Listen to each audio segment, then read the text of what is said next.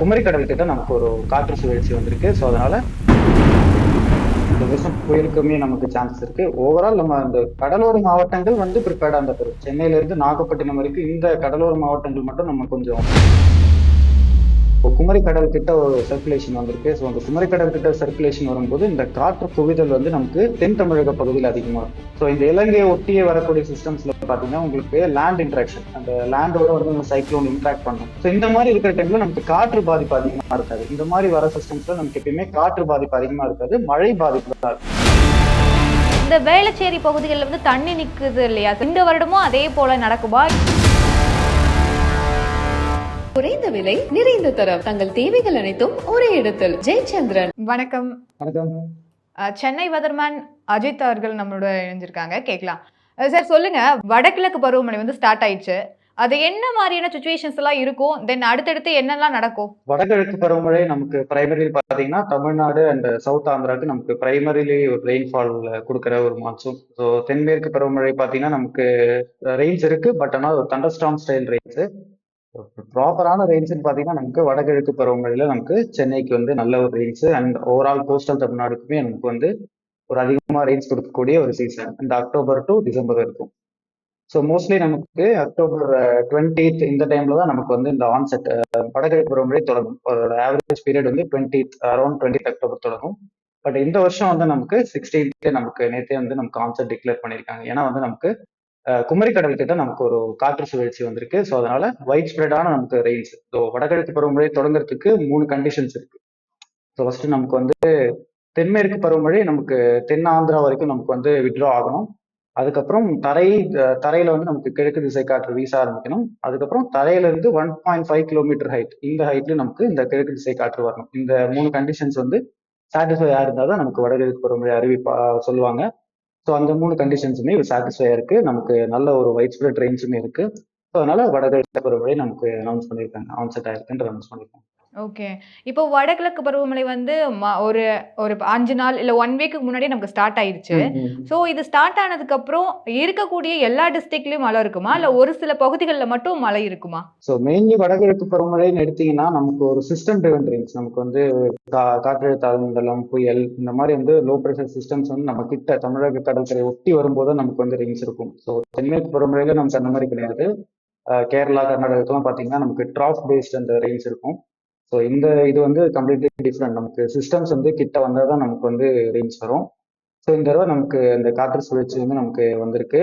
வடகிழக்கு பருவமழை பிரைமரிலி நமக்கு கோஸ்டல் தமிழ்நாட்டில் இருந்து அதிகமாக ரெயின்ஸ் கொடுக்கும். உள் மாவட்டங்களுக்கு அதிகமாக மழை இருக்காது. ஸோ அது ஒரு ஸ்டார்டிங். அந்த உள் மாவட்டங்கள்லாம் என்னென்ன டிஸ்ட்ரிக்ட்லாம் இதுக்குள்ள வரும் சார்? உள் மாவட்டம் பார்த்தீங்கன்னா திருப்பூர், ஈரோடு, சேலம், கரூர், நாமக்கல், மதுரை, ஸோ அந்த மாதிரியான உள் மாவட்டங்கள். உள் மாவட்டங்களும் இருக்கு உங்களுக்கு, திருவண்ணாமலை, வேலூர், ஸோ இதை போன்ற உள் மாவட்டங்களும் நமக்கு இந்த மான்சூன் நமக்கு அதிகமாக மழை இருக்காது. பட் இப்போ வந்து இப்போ இருக்கிற சிஸ்டமோட பொசிஷன்னால தான் நமக்கு இவ்வளோ பெரிய வைட் ஸ்ப்ரெட் ரெயின்ஸ் வந்து. ஓகே. இப்போ வந்து நீங்க சொல்லக்கூடிய உள் மாவட்டங்கள் தவிர்த்து பிற மாவட்டங்கள்ல எந்தெந்த மாவட்டங்கள்ல அதிகமான மழை பெய்யக்கூடும் அப்படின்ற இதுனா சொல்ல முடியுமா? உங்களுக்கு தெரியுமா? சவுத் தமிழ்நாட்டில் தான் நமக்கு இப்போ குமரி கடல் கிட்ட ஒரு சர்க்குலேஷன் வந்திருக்கு. ஸோ அந்த குமரி கடல் கிட்ட சர்க்குலேஷன் வரும்போது இந்த காற்று குவிதல் வந்து நமக்கு தென் தமிழக பகுதியில் அதிகமாக இருக்கும். So Kanyakumari, Thoothukudi, Tirunelveli, Rameswaram. So past 2 டேஸா பார்த்தீங்கன்னா நம்ம நம்பர்ஸ் நமக்கு அங்க இருந்து அதிகமான நம்பர்ஸ் வருது. இன்னைக்கு கூட நமக்கு காயல்பட்டினம் வந்து நமக்கு அதிகமாக ரெயின்ஸ் வந்துருது, திருச்செந்தூர்ல ஹெவி ரெயின்ஸ் வந்துருது. ஸோ இந்த மாதிரி சவுத் தமிழ்நாடுக்கு அதிகமாக ரெயின்ஸ் இருக்கு. Chennai and north coastal Tamil Nadu பார்த்தீங்கன்னா நமக்கு ஒரு லைட் டு மாடரேட் ரெயின்ஸ் இருக்கும். ஆங்காங்கே ஒரு இரு இடத்துல வந்து நமக்கு ஐசோலேட்டட் ஹெவி ரெயின்ஸ் வந்து பாசிபிள். சார் இப்போ வேற பிற மாவட்டங்கள்ல பெய்யக்கூடிய மழையோட அளவு வந்து அதிகமா இருந்தாலும் எந்த அளவுக்கு வந்து பாதிப்புகள் அங்க இருக்கும்?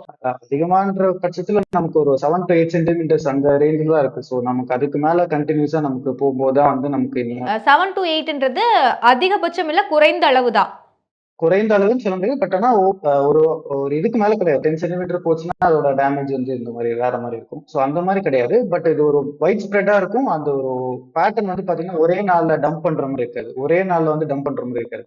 ஒரு 3 to 4 டேஸ் வந்து நமக்கு கண்டினியூஸா கொஞ்சம் கொஞ்சமா, அதாவது வந்து ஒரு ப்ராப்பரா சொல்லணும் அப்படின்னு பாத்தீங்கன்னா ரொம்ப ஒரே அடி அடிக்காம கொஞ்சம் கொஞ்சம் கொஞ்சமா அப்படி 3 to 4 டேஸ், அந்த ஒரு 4, 5 டேஸ் அக்யூமுலேஷன், அந்த கடைசி ஒரு 4, 5 டேஸ்ல வந்து நமக்கு அதிகமா அந்த டென்சன் தாண்டும் போது நமக்கு அதோட எஃபெக்ட்ஸ் வந்து தெரிய ஆரம்பிக்கும். விவசாயிகளுக்கா இருக்கட்டும், மற்றவங்களுக்கு. ஓகே. இப்போ வடகிழக்கு பருவமழை வந்து இந்த மாதம் அக்டோபர்லயே ஸ்டார்ட் ஆயிடுச்சு. ஸோ ஆமா. நெக்ஸ்ட் எது வரைக்கும் கன்டின்யூ ஆகும்? அக்டோபர் 16லருந்து இது வரைக்கும் கன்டின்யூ ஆகுறதுக்கான சான்சஸ் இருக்கு அப்படின்னு சொல்லிட்டு ஒரு ஒரு சில தேதிகள் இருக்கும் இல்லையா? அது எது வரைக்கும் கன்டின்யூ ஆகும் சார்? ஸோ நமக்கு இந்த வருஷம் ஒன்ஸ் அகைன் வந்து நமக்கு லேட் எக்ஸ்டெண்டட் மான்சூன் போறதுக்கான சான்சஸ் இருக்கு. ஜான்வரி வரைக்கும் நமக்கு யூஸ்வலி பாத்தீங்கன்னா வடகிழக்கு பருவமழையோட அவங்க கவுண்ட் எப்படி ஆவரேஜோட கவுண்ட் எப்படி எடுப்பாங்கன்னா அக்டோபர் 1st இருந்து டிசம்பர் 31st வரைக்கும் நமக்கு எடுப்பாங்க. ஸோ இந்த பீரியட்ல பெய்யுற மழையை தான் நம்ம வடகிழக்கு பருவமழையை கன்சிடர் பண்ணுவோம். ஆஃப்டர் டிசம்பர் 31st நம்ம வந்து இந்த அக்கௌண்ட்ஸ்குள்ள வராது. ஏன்னா வடகிழக்கு பருவமழை லாஸ்ட் ஃபியூ இயர்ஸா நமக்கு ஜான்வரியில எக்ஸ்டெண்ட் ஆகுறது நம்ம பார்த்துட்டு இருக்கோம். ஸோ அந்த சேம் ஸ்டைல நமக்கு ஜான்வரி ஒரு மிட் வரைக்கும் நமக்கு 7 to 8 அந்த மாதிரி ரேஞ்ச் இந்த வருஷமும் நமக்கு வடகிழக்கு பருவமழை வந்து எக்ஸ்டெண்ட் ஆகிறதுக்கான சான்சஸும் இந்த வருஷம் இருக்கு.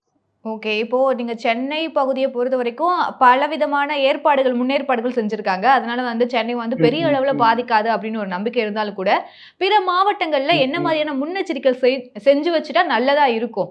பிற மாவட்டங்கள்லன்னு பாத்தீங்கன்னா நமக்கு அதோட சிஸ்டம் மூவ்மெண்ட் பொறுத்து தான் நம்ம எதுவுமே சொல்ல முடியும். பிற மாவட்டங்களுக்கு வந்து கோஸ்டல் தமிழ்நாடு வந்து ப்ராப்பரா ப்ரிப்பேர்டா இருக்கும். ஸோ அந்த மாதிரி ஒரு புயல் வருது அப்படின்ற போது ஸோ அதுக்கேற்ற மாதிரியான முன்னேற்பாடுகள் வந்து அவங்க பண்ணணும். இந்த வருஷம் புயலுக்குமே நமக்கு சான்சஸ் இருக்கு. ஓவரால் நம்ம அந்த கடலோர மாவட்டங்கள் வந்து ப்ரிப்பேர்டா இருந்தா போதும். சென்னையில இருந்து நாகப்பட்டினம் வரைக்கும் இந்த கடலோர மாவட்டங்கள் மட்டும் நம்ம கொஞ்சம் ப்ரிப்பேர்டா இருந்தா போதும். ஓகே. இப்போ நெக்ஸ்ட் வரக்கூடிய புயலுக்கோ, இல்ல புயலுக்கு தான் சக்தின்ற ஒரு பேர் வந்துச்சு. இந்த சக்தி புயல் எப்போ வர்றதுக்கான வாய்ப்புகள் இருக்கு? அக்டோபர்லேருந்து டிசம்பருக்குள்ள வருமா? இல்ல டிசம்பர் இல்ல எண்டு போய் ஜனவரி நெக்ஸ்ட் இயர் வர்றதுக்கான வாய்ப்புகள் கூட இருக்கா? சக்தி புயல் ஆல்ரெடி இந்த நேம் வந்து நம்ம ஆல்ரெடி கொடுத்துட்டோம். அரேபியன் சீல நமக்கு லாஸ்ட் வீக் ஒரு சிஸ்டம் இருந்தது. ஸோ அது வந்து சைக்ளோனா மாறிடுச்சு. அது வந்து சைக்ளோன் சக்தி அப்படின்ற நேம் வந்துச்சு. ஸோ அந்த நெக்ஸ்ட் லிஸ்ட்ல வேற என்ன நேம் இருக்கோ அதை தான் அடுத்த சைக்ளோனுக்கு வந்து நமக்கு அசைன் பண்ணுவாங்க. அதிகபட்ச மழை இவ்ளோ சென்டிமீட்டர் பெய்யறதுக்கான வாய்ப்புகள் இருக்குன்னா, சென்னை இல்ல பிற மாவட்டங்களுக்கு எதெல்லாம் வந்து அதிகபட்ச அளவு மழையா இருக்கும்?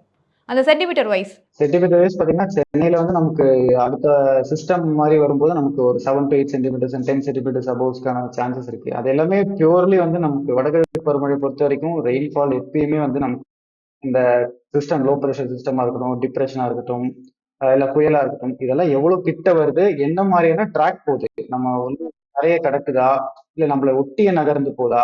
ஸோ லாஸ்ட் இயர் நம்ம பெஞ்சல் பார்த்தோம். பெஞ்சல் வந்து நமக்கு கரையை கடந்து உள்ள போச்சு. அது வந்து உள் மாவட்டங்கள்ல அதிக மழை இருந்தது. நம்ம கிருஷ்ணகிரி எல்லாம் வந்து 500 mm நம்ம பார்த்தோம். ஸோ அந்த மாதிரியான ட்ராக் உள்ள வந்து தமிழகத்தின் உள்பகுதிகளுக்கு அந்த புயல் வந்து கடக்கும் போது தான் நமக்கு ஆல் ஓவர் தமிழ்நாடு நமக்கு வைட் ஸ்ப்ரெட் ரெயின்ஸ் இருக்கும். மத்தபடி நமக்கு கோஸ்டல் தமிழ்நாடுனா அதுவும் வந்து ஆவரேஜா ஒரு டிப்ரெஷன் வந்து கிட்ட வரும்போது நமக்கு 7 to 10 சென்டிமீட்டர்ஸ் வந்து ஆவரேஜா வந்து ஆவரேஜ்ன்றது 7 to 8 இருக்கும். ஆக்சுவலா வந்து அது வந்து எக்ஸஸ் ஆகுதுன்ற பட்சத்துல 10க்கு மேல இருக்கும். இல்லையா சார்? இருக்கும். அது வந்து பியூர் அண்ட் பியூர் சிஸ்டம் பொறுத்து தான். சிஸ்டம் வந்து எந்த அளவுக்கு வலுவா இருக்கு, அந்த அதோட புயலோ ஒரு காற்றழுத்த முடியாது அதோட வலு எப்படி இருக்கு, அதோடைய நம்ம அந்த பேண்ட்ஸ் பார்ப்போம். சேட்டலைட் இமேஜ்லாம் நீங்க பார்த்திருப்பீங்க. இந்த கிளவுட் பேண்டிங் வந்து எந்த இடத்துல விழும். ஸோ அதை பொறுத்து தான் நம்ம வந்து அந்தந்த சிஸ்டம்க்கு ஏற்ற மாதிரி மாறும். ஜென்ரிக்கா வந்து ஒரு சிஸ்டம்க்கு எப்படி ரெயின்ஸ் நம்ம சொல்ல முடியாது. அந்தந்த சிஸ்டம் வரும்போது அதுக்கான அந்த கிளவுட் பேண்டிங் எப்படி இருக்கு, அதோடைய வலு எப்படி இருக்கு, எங்க கரையை கிடக்கும், இந்த 2 விஷயம் தான் பொறுத்து தான் நமக்கு ரெயின்ஃபால் வந்து சொல்லுவோம். ஓகே. இப்போ இந்த கரைய கடக்கிறது வந்து ஒருவேளை அது ஸ்டார்ட் ஆகிருச்சு. ஸ்டார்ட் ஆனதுக்கப்புறம் அது கரைய கடக்கிறதுக்கு எத்தனை நாட்கள் வேணாலும் எடுத்துக்கலாம். இல்லையா? அந்த கரைய கடக்கிறதுக்கான நாட்கள வந்து நம்மளால ஆமா. கணிக்க முடியுமா? அத நீங்க சொல்லிடுவீங்களா? அதுக்கு முன்னாடியே வந்து இன்ஸ்ட்ரக்ஷன்ஸ் மாதிரி? கரையை கடக்கிறது வந்து பாத்தீங்கன்னா சில சிஸ்டம்ஸ்க்கு வந்து ரொம்ப சீக்கிரமா கரையை கடந்த நிகழ்வுகள் இருக்கு. லாஸ்ட் இயர் பெஞ்சல் பாத்தீங்கன்னா நமக்கு ரொம்ப ஒரு ஸ்லோ மூவிங்கா இருந்தது. கிட்டத்தட்ட ஒரு 12 to 18 ஹவர்ஸ் வந்து ஒரே இடத்துல இந்த நமக்கு ஒரு ரிட்ஜஸ்ன்னு சொல்லுவாங்க. இந்த சப்ட்ராபிக்கல் ரிட்ஜஸ் சொல்லுவாங்க. இந்த 2 ரிட்ஜஸ் நடுவுல வந்து சைக்ளோன் மாட்டிக்கிச்சு அப்படின்ற பட்சத்துல இதோடைய ஸ்பீடு வந்து ரொம்ப கம்மியா இருக்கும். அதாவது நகர்ற ஸ்பீடு, காத்தடிக்கிற ஸ்பீடு இல்ல, நகர்ற ஸ்பீடு வந்து ரொம்ப கம்மியா இருக்கும். அதாவது டிரான்ஸ்லேஷன் ஸ்பீட் அப்படின்னு சொல்லுவோம். ஸோ இந்த டிரான்ஸ்லேஷன் ஸ்பீடு வந்து நமக்கு இந்த மாதிரி 2 சப்ட்ரா நகர்ற ஸ்பீடு வந்து நமக்கு சில சிஸ்டம்ஸ்ல வந்து ரொம்ப கம்மியா இருக்கும். சில சிஸ்டம்ஸ்ல நமக்கு வேகமானதும் நம்ம பார்த்திருக்கோம். அந்த மாதிரி ஒவ்வொரு சிஸ்டம்க்கு ஏற்ற மாதிரி அதுவுமே வந்து சேஞ்ச் ஆகும். வர்தாலையும் அந்த மாதிரி நம்ம பார்த்தோம். கஜாலையும் அந்த மாதிரி பார்த்தோம். ஸோ பெஞ்சல்ல ஒரு வேற டைப்ல பார்த்தோம். பெஞ்சல் வந்து ரொம்ப ஸ்லோ மூவிங்கா இருந்தது. அதனால தான் நமக்கு விழுப்புரம்ல எல்லாம் அதிகமா ரெயின்ஸ் இருக்கு. ஸோ அந்த மாதிரி வந்து ஒரே இடத்துல ஒரு 6 to 8 ஹவர்ஸ் 10 ஹவர்ஸ் இந்த மாதிரி நிக்கிற சிஸ்டம்ஸ் வந்து ரொம்ப டேஞ்சரஸ். ஏன்னா வந்து ஈஸியா வந்து அது ரெயின்ஸ் வந்து டம்ப் பண்ணிடும். 30 சென்டிமீட்டரோ 40 சென்டிமீட்டரோ 15 சென்டிமீட்டரோ அந்த மாதிரி வந்து நமக்கு டம்ப் பண்ணிடும். சார் இப்போ 50 சென்டிமீட்டர்ன்றது அதிகபட்சம் இல்லையா? ஸோ அதே மாதிரி ஒருவேளை ம். சென்னை இல்ல சென்னை சுத்தி இருக்கக்கூடிய புற மாவட்டங்கள்ல ஸ்டார்ட் ஆகுதுன்னா, என்ன மாதிரியான தாக்கங்கள்லாம் இருக்கும்? ஸோ பொதுவே இந்த வருஷம் எடுத்தீங்கன்னா நமக்கு ஒரு நெகட்டிவ் ஐஓடி நமக்கு வந்து இந்தியன் ஓஷன்ல பாத்தீங்கன்னா ஈஸ்டர்ன் சைடு வந்து நமக்கு வார்மா இருக்கு. ஸோ இந்த மாதிரி பீரியட்ல நமக்கு வந்து பாத்தீங்கன்னா நமக்கு west north west moving system, so இலங்கையை ஒட்டி வரக்கூடிய சிஸ்டம்ஸ் தான் அதிகமா இருக்கும். ஸோ இந்த இலங்கையை ஒட்டியே வரக்கூடிய சிஸ்டம்ஸ்ல பாத்தீங்கன்னா உங்களுக்கு லேண்ட் இன்ட்ராக்ஷன், அந்த லேண்டோட வந்து அந்த சைக்ளோன் இன்ட்ராக்ட் பண்ணும். ஸோ இந்த மாதிரி இருக்கிற டைம்ல நமக்கு காற்று பாதிப்பு அதிகமா இருக்காது. இந்த மாதிரி வர சிஸ்டம்ஸ்ல நமக்கு எப்பயுமே காற்று பாதிப்பு அதிகமா இருக்காது, மழை பாதிப்பு தான் இருக்கும். So இந்த மாதிரி ஒரு சிஸ்டம்ஸ்ல மழை பாதிப்பு வந்து அதிகமா மழை இருக்கும். மட்டும் ஸோ ஒரே இடத்துல அதுக்கான நின்று இது பண்ற மாதிரி இருக்கும். ஓகே, பண்ற மாதிரி காத்து வந்து மேபி சரி. ஒரு 40 to 50 கிலோமீட்டர் 60 கிலோமீட்டர் அந்த மாதிரி தான் வந்து இருக்கும். ஏன்னா இந்த தரையோட இது இன்ட்ராக்ட் பண்ணிட்டே இருக்கும்போது ஒரு சைக்ளோனால வந்து ஸ்ட்ராங் ஆக முடியாது. இப்போ மழைன்னு பார்த்துட்டீங்கன்னா, இப்படி ஒருவேளை பூமியில சுத்திட்டு இருக்கும்போதே அதிகமான காத்து அடிச்சுச்சுன்னா, அந்த பூமி அந்த மலை வந்து வேகமா கரைய கடக்கறதுக்கான வாய்ப்புகள் அதிகம் இருக்கு இல்லையா? இல்ல அதுவும் ஸ்லோவா தான் இருக்குமா? மழை ஒரு பக்கம் பெஞ்சாலும் கூட அதிகமான காற்று இருந்துச்சுன்னா, அது ஸ்லோவா தான் நடக்குமா? இல்ல காற்று மழைங்கிறது ரெண்டுமே டிஃப்ரெண்டா இருக்கு, டிஃப்ரெண்டான ஒரு பேராமீட்டர்ஸ் தான். ஸோ மெயினா வந்து காற்று இருக்கிற சிஸ்டம்ஸ்ல மோஸ்ட்லி பாத்தீங்கன்னா சிஸ்டம் வந்து ஃபாஸ்டா மூவ் ஆகுற சிஸ்டம்ஸா தான் இருக்கும். ஸோ ஸ்லோ மூவிங் சிஸ்டம்ஸ் தான் நம்ம எப்பயுமே டேஞ்சர்ஸ் சொல்லுவோம். அந்த மாதிரி வந்து ரெண்டு ரிஜஸ்க்கு நடுவில் மாட்டி இருக்கு, அதோட ஸ்பீடே வந்து சில டைம் நீங்க பார்த்திருப்பீங்க 5 கிலோமீட்டர் பெர் ஹவர் தான் மூவ் ஆகுது, 6 கிலோமீட்டர் பெர் ஹவர் தான் அது மூவ் ஆகுது. ஸோ இப்படின்ற சிஸ்டம்ஸ்ல தான் நமக்கு வந்து அதிகமான ரேஞ்ச் இருக்கும். வெதர் இட் பி அது காற்று தாழ்மண்டலமாக இருக்கலாம், புயலாக இருக்கலாம். ஸோ அந்த மாதிரி இப்போ அந்த மாதிரி லோ ப்ரெஷர்ன்ற போது வந்து நமக்கு ஒரு 4 to 5 days வந்து ப்ரொலாங்டா வந்து ரேஞ்ச் இருக்கும். ஸோ புயல்ல நமக்கு அந்த மாதிரி கிடையாது. புயல்லாம் வந்து 1 to 2 டே வெறும் ஒரு 1 to 2 டே ஈவெண்ட் தான். ஃபுல்லா அது வந்தும் கரையை கடந்துரும், அது பாட்டுக்கு போயிட்டே இருக்கும். ஸோ அந்த ஒரு 24 to 48 hours தான் ரொம்ப ஒரு குரூஷியலான டைம். சார் இப்போ அது மட்டும் இல்லாம, அ இப்போ மழை வந்துருச்சு, அதிகமான தண்ணி வந்துருச்சுன்னா, அந்த முன்னேற்பாடுகள்னு ஒண்ணு இருக்கும்ல. ஏன்னா, தனியார் வானிலை ஆய்வாளரா ஆமா. இருக்கும்போது, இதுக்கான முன்னேற்பாடுகள் என்னென்னலாம் பண்ணி வச்சுக்கிட்டா மக்களுக்கு யூஸ்ஃபுல்லா இருக்கும்? ஸோ மக்கள் வந்து ஜென்ரலா வந்து சைக்ளோன் அந்த மாதிரி வர டைம்ல அவங்களுக்கு தெரியும் பவர் கட் ஆகும். ஸோ சம்டைம்ஸ் வந்து மொபைல் சிக்னல்ஸ் போகும். ஸோ அதுக்கேற்ற மாதிரி பவர் கட் ஆகும்னா ஸோ கேண்டில்ஸோ இல்லை பவர் பேக்கப் எதுனா வந்து பண்ணலாம்.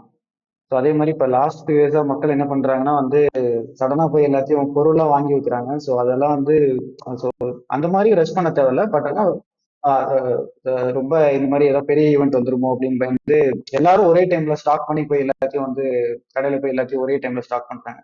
ஸோ அந்த மாதிரி தேவையில்ல. இந்த ஈவெண்ட்டை பொறுத்து நம்ம கிளியரா எல்லாரும் அப்டேட் கொடுத்துருவோம். வானிலை ஆய்வு மையம் அப்டேட் கொடுக்குறாங்க, தனியார் வானிலை ஆய்வுகளும் வந்து ஃபேஸ்புக் அண்ட் ட்விட்டர்ல அப்டேட் கொடுத்துட்டு தான் இருக்காங்க. ஸோ அதுக்கேற்ற மாதிரி என்ன மாதிரி இந்த ஈவெண்ட் இருக்கும், ஸோ 1 to 2 டே ஈவெண்ட்டா இல்லை ரொம்ப டைம் ஆகுமா, இல்லை இதுல காற்று அதிகமா இருக்குமா, காற்று அதிகமா இருந்ததுன்னா உங்களுக்கு மரங்கள்லாம் அதிகமா வரும். ஸோ அவங்களுக்கு வந்து இந்த பவர் ரீஸ்டோர் பண்றதுல பிரச்சனை இருக்கும். கவர்மெண்ட்டுக்கு எலக்ட்ரிசிட்டிக்கு வந்து நமக்கு பவர் சடனாக ரீஸ்டோர் பண்ண முடியாது.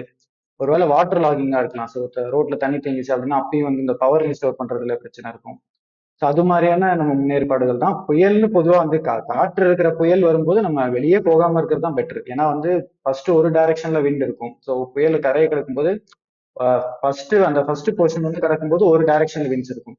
ஸோ இந்த செகண்ட் போர்ஷன் இந்த கண் பகுதி வந்து கடந்து முடிச்ச உடனே ஆப்போசிட் டைரக்ஷன்ல விண்ட்ஸ் வரும். ஸோ இந்த மாதிரி டைம்ல தான் நமக்கு இந்த மரங்கள்லாம் அதிகமாக வரும். அது மாதிரி காற்று பாதிப்பு இருக்கிற புயல்கள் வந்து இருக்கும்போது நம்ம அதிகமான முன்னேற்பாடுகள் வந்து பண்ற மாதிரி இருக்கும். ஸோ மற்றபடி வந்து நம்ம ஆவரேஜா ஒரு மழைக்கு ஒரு 2 days வந்து ரேஞ்ச் இருக்கும், பவர் கட் இருக்கும். ஸோ மொபைல்லாம் சார்ஜ் போட்டு வச்சுக்கலாம், இல்லை ஒரு ஆல்டர்னேட் பேக்கப் ஏதாவது பவர் பேக்கப் பார்க்கலாம். அந்த மாதிரியான முன்னேற்பாடுகள் வந்து மக்கள் பண்ணா நல்லா இருக்கும். ஓகே. இப்போ கவர்ன்மெண்ட் சைட்ல இருந்து என்ன மாதிரியான முன்னேற்பாடுகள் பண்ணா மக்களுக்கு பெரிய அளவுல பாதிப்பு ஏற்படாது அப்படின்ற மாதிரி உங்க சைட்ல இருந்து எதுனா இருக்கா? ஸோ அப்போ ஃபோர்காஸ்ட் வந்து அவங்க முன்னறிவிப்புகளா வந்து கொஞ்சம் வந்து நிறைய போட் மக்களுக்கு ரெடி பண்ணி வச்சுக்கிறது. முன்னே போட் ரெடி பண்ணி வச்சுக்கிறது. ஸோ அதே மாதிரி மக்களுக்கு வந்து இந்த மாதிரி தெளிவா வந்து இந்த மாதிரி புயல் வரப்போகுது அப்படின்ற போது வெளியே போகாதீங்க, ரொம்ப ஸ்ட்ரிக்டா சொல்றது. ஆஃபீஸ்க்கு அந்த மாதிரிலாம் கொஞ்சம் லீவ் விட்டாங்கன்னா ஸோ அந்த மாதிரி பண்ணா நல்லா இருக்கும். மக்களுக்கு வந்து அந்த விழிப்புணர்வு வந்து நம்ம என்னைக்குமே அதை இன்க்ரீஸ் பண்ணிக்கிட்டே இருந்தா வந்து நல்லா இருக்கும். ஸோ மக்களுக்கு ஆல்ரெடி வந்து இப்போ இந்த ஈவெண்ட்ஸ்லாம் பார்த்து ஆல்ரெடி எல்லாரும் ஓரளவுக்கு ரெடியாக தான் இருப்பாங்க, என்ன ஃபேஸ் பண்ண போறோம்னு தெரிஞ்சு. பட் ஆனால் கவர்மெண்ட் சைட்ல இருந்து இந்த மாதிரிலாம் சில இனிஷியேட்டிவ்ஸ்லாம் எடுத்து ஃபர்ஸ்ட் அவங்களுக்கு ஏதாவது ப்ராப்ளம் வரும்போது ஃபர்ஸ்டே ரீச் ஆகிற மாதிரி ஒரு ஷெல்டர்ஸ் அந்த மாதிரிலாம் அவங்க இன்னும் ஆல்ரெடி பண்ணிட்டு தான் இருக்காங்க. ஸோ அதுக்கேற்ற மாதிரி நம்ம இன்னும் வர நாட்களில் நம்ம இந்த மாதிரி சீசன் வரும்போது நம்ம அதிகப்படுத்தினா நல்லா இருக்கும். ஓகே. இந்த ஆரஞ்ச் அலர்ட் கொடுக்கப்பட்டிருக்க மாவட்டங்கள் வந்து என்னென்ன சார்?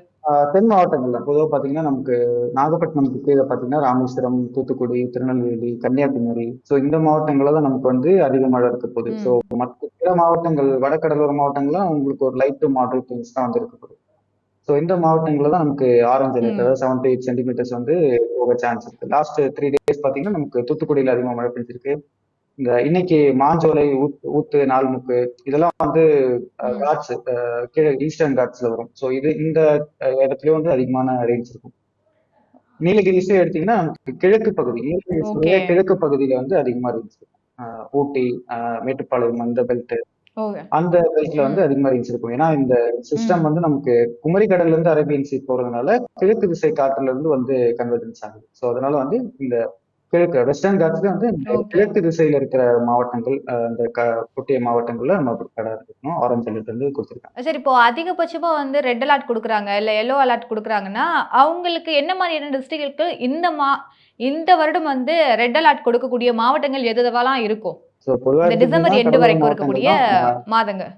ரெட் சென்னை, அலர்ட்க்கான திருவள்ளூர், வாய்ப்புகள் காஞ்சிபுரம், அதிகமா? பாண்டிச்சேரி, கடலூர், ரெட் அலர்ட்கான வாய்ப்புகள் அதிகம். சென்னை, திருவள்ளூர், காஞ்சிபுரம், பாண்டிச்சேரி, அப்புறம் கடலூர், நாகப்பட்டினம், விழுப்புரம்.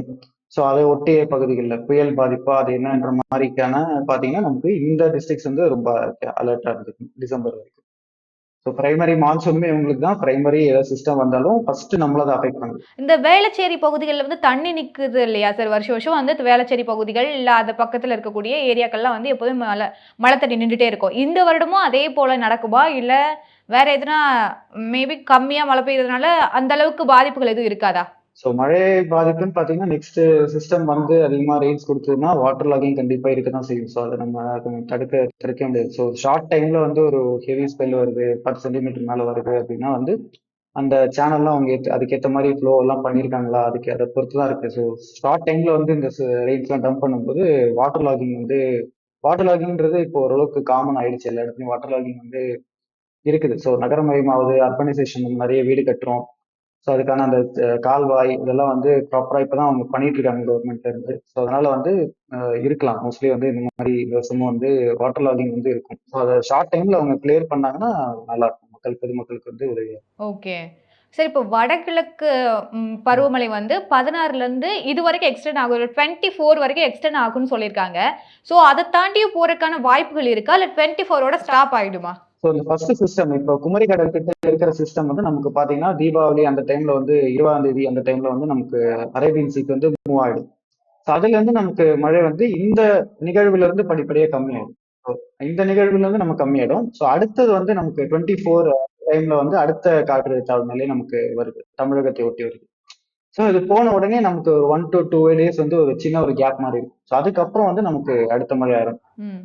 இப்போ அடுத்து வரக்கூடிய மழைக்கு எதுனா பெயர் சூட்டியிருக்கீங்களா? இல்ல அதுவும் நார்மலா வடகிழக்கு பருவமழை மாரி தான் இருக்குமா? இல்ல சீசனே வந்து உங்களுக்கு வடகிழக்கு பருவமழை தான். அக்டோபர் மிட்ல இருந்து உங்களுக்கு டிசம்பர் எண்ட் வரைக்கும் இருக்கிறது வந்து சீசன் பேர் வந்து வடகிழக்கு பருவமழை தான். ஸோ அதுல வந்து லோ ப்ரெஷர் டிப்ரெஷன்லாம் வரும். புயல்கள் வரும்போது அதுக்கு பேர் வைப்பாங்க. புயல்கள் வந்து ஒரு நேம் லிஸ்ட் இருக்கும். இந்த 5 கண்ட்ரி சேர்த்து வந்து நமக்கு இந்திய பெருங்கடல்ல வட நார்த் இந்தியன் ஓஷன்ல ஃபார்ம் ஆகிற சிஸ்டம்ஸ்க்கு 5 to 6 கண்ட்ரிஸ் வந்து இந்த India, Sri Lanka, Pakistan, Myanmar, Bangladesh. So இது இந்த கடலோர சுத்தி இருக்கிற கண்ட்ரிஸ்லாம் வந்து நமக்கு இந்த ஒரு நேம் லிஸ்ட் மாதிரி கொடுப்பாங்க. ஸோ அந்த நேம் லிஸ்ட்ல நெக்ஸ்ட் என்ன இருக்கோ அதை தான் வந்து அடுத்த பேரா வந்து வைப்பாங்க. ஸோ லாஸ்ட் வந்து சைக்ளோன் சக்தின்னு இருந்தது. ஸோ அது வந்து அரபிக்கடல்ல இருந்தது. அது லாஸ்ட் இயரே வந்து ஃபார்ம் ஆகும் அப்படின்ற மாதிரி சக்தின்ற பேர் வந்துரும் அப்படின்ற மாதிரி எல்லாம் சொல்லிட்டு இருந்தாங்க. நிறைய இன்டர்நெட்ல ஆர்டிகல்ஸ் எல்லாம் போயிட்டு இருக்கு. பட் ஆனா அது லாஸ்ட் இயர் அந்த மாதிரி சைக்ளோன் எதுவும் வரல. கடைசி டிசம்பர்ல எதுவுமே வரல. அதுக்கப்புறம் வந்து இப்பதான் அந்த நேம்கான சைக்ளோன் வந்து ஆஃப்டர் 10 months பிரேக், ஜான்ல இருந்து எடுத்தீங்கன்னா அக்டோபர்ல தான் நமக்கு முதல் புயலே வந்திருக்கு. ஸோ நமக்கு இந்திய நார்த் இந்தியன் ஓஷன் பத்தி 2 சீசன் இருக்கு. மே மந்த்தும் நமக்கு சைக்ளோன்ஸ் வரும். அதுக்கப்புறம் பிரைமரி நமக்கு அக்டோபர், நவம்பர், டிசம்பர் இந்த 2 பீரியட்ல வரும். ஆனா வந்து இந்த வருஷம் பாத்தீங்கன்னா ஜான் டு அக்டோபர் வரைக்கும் நமக்கு புயலா எதுவும் வரல. ஸோ ஒரு டிப்ரெஷன், டீப் டிப்ரெஷன் அந்த மார்ஜினல் ஸ்டேஜ்லயே முடிஞ்சிருச்சு. அதுக்கப்புறம் வந்து முதல்ல வந்து அரேபியன் சீல் தான், அரபிக்கடல்ல வந்தது. அதுக்கு வந்து சைக்ளோன் சக்தின்னு வந்து பேர் வச்சாங்க. அது நம்மளை விட்டு விலகியும் போயிடுச்சு. இந்தியா வந்து எந்த வகையில அதை அஃபெக்ட் பண்ணல. ரெயின்ஸ் கொடுத்துருச்சு, அது பாட்டுக்கு போயிடுச்சு. இம்பாக்ட் பண்ணாம போயிடுச்சு. Thank you sir. Thank you. Thank you. Thanks for the opportunity. குறைந்த விலை நிறைந்த தரம் தங்கள் தேவைகள் அனைத்தும் ஒரே இடத்தில் ஜெயச்சந்திரன்.